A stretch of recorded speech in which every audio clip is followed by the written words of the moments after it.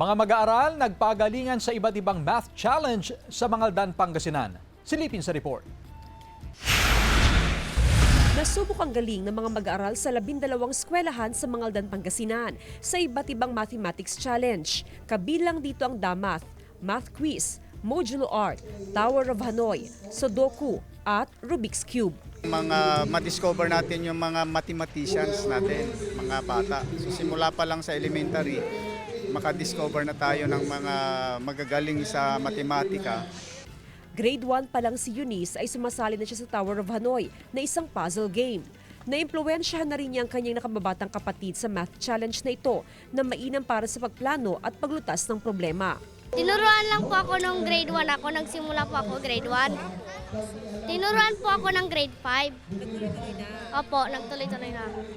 Imbes sa gadget, inilalaan ni Roberto ang kanyang free time sa paglalaro ng Rubik's Cube na isang mechanical puzzle. Hilig na raw niya ito nung siya'y 8 taong gulang pa lang. Gusto ko lang po. Mahirap? Opo, konti. Pero Mahirap ng konti. ang ganitong mga math challenge ay makatutulong para mas lalong mapalawak at mapalalim pa ang kaalaman ng mga estudyante pagdating sa subject na mathematics. Kasama si Henry Duminsil, Jasmine Gabriel Galban, One North Central Luzon.